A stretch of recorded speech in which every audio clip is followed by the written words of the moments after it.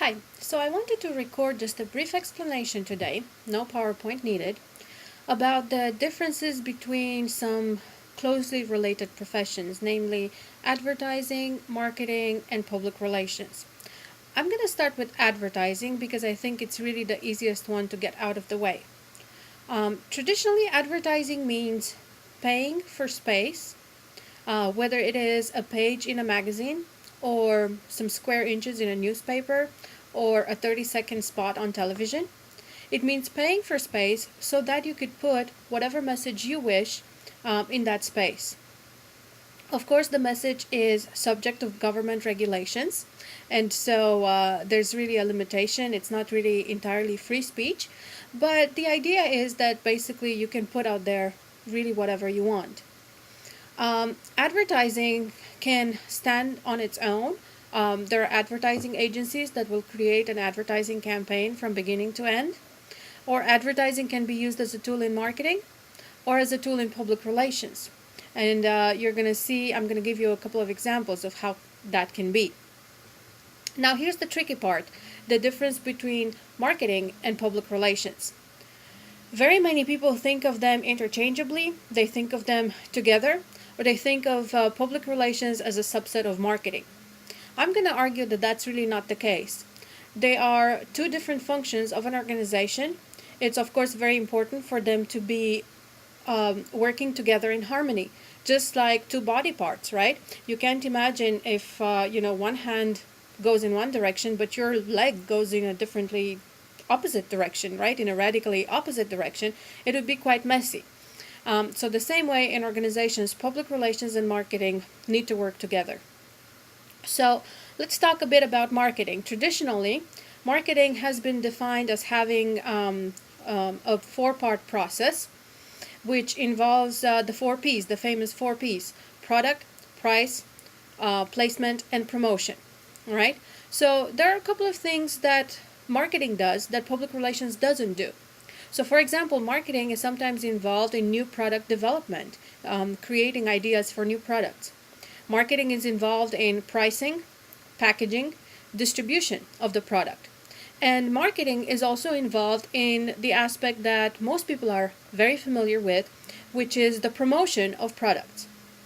And the promotion of products can involve public relations techniques, but can also involve techniques that have been known traditionally to belong to marketing, which we don't really use quite as much in public relations, such as discounts, coupons, and other kind of financial incentives for purchase.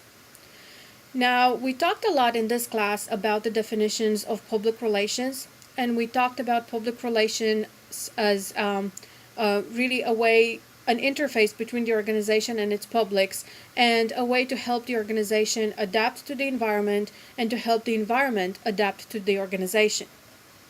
So let me spell out a couple of differences between marketing and public relations. You've seen some things that marketing does that public relations doesn't do. What they both do together is the promotion part, all right? And that's where the confusion comes about. However, public relations does some things that marketing doesn't do, all right?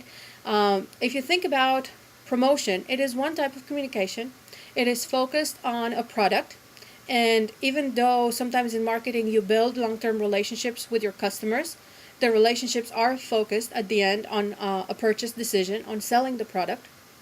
And also in promotions, you only focus on one public, the customers. We have, even though the customers are going to be segmented in different markets and based on demographics and psychographics and other data, they're still pretty much one public.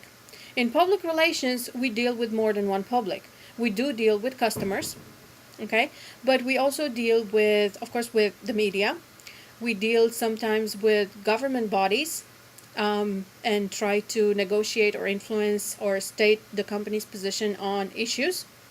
So the part of issues management and public affairs, that's a part that's been traditionally assigned to public relations, not marketing.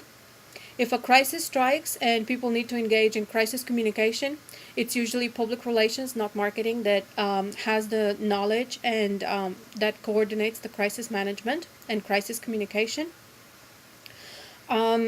And as we talked, and you can probably name, depending on the organization, various other publics. For example, the people in the neighborhood. Just because you're close by to the headquarters of an organization or to a plant, these people in the neighborhood can be affected. They are considered one public. Activist groups, organizations deal with those, and that is done through public relations. And so basically, to make it simple, we could say that the promotion part is really an overlap. We can consider the promotion part both marketing and public relations if we want to make everybody happy.